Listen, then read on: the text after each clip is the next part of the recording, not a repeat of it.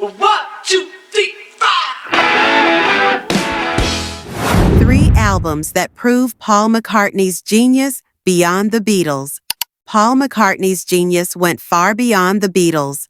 Though some of his best work was produced as part of the Fab Four, there's no denying that.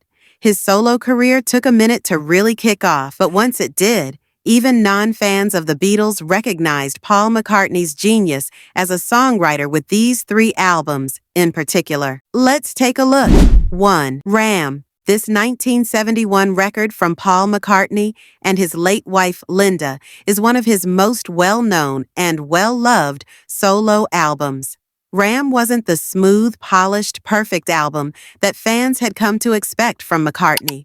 Rather, it was experimental, loose, and involved a more episodic style of songwriting than his previous works. This album has a bit of a Beach Boys feel to it, but it still sounds like an authentic McCartney record.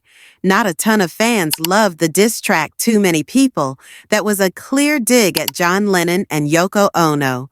But the rest of the album is a colorful, almost childlike record. 2. Band on the Run.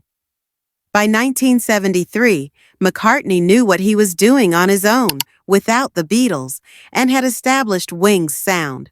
Paul McCartney's genius can be heard on a few albums, but there's something about Band on the Run that just hits differently. If anything, the record is a testament to McCartney's endurance, considering how much of a pain it was to complete the album. This record is slick, despite the very, very bumpy road it took to get it finished. There's more lore and legend behind the creation of this album than anything else. Still, it's a real bop that has aged pretty well. 3. Chaos and Creation. In the Backyard. Paul McCartney's genius can be heard the loudest, ironically, on his quieter albums, such as the 2005 release Chaos and Creation in the Backyard. This has to be one of McCartney's most beautiful, albeit haunting releases of his career. It's a stunning collaborative effort between McCartney and Nigel Godrich, who famously produced work with Radiohead and Beck.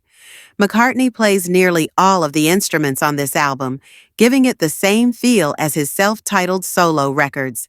Friends to Go is a particularly heartwarming dedication to George Harrison,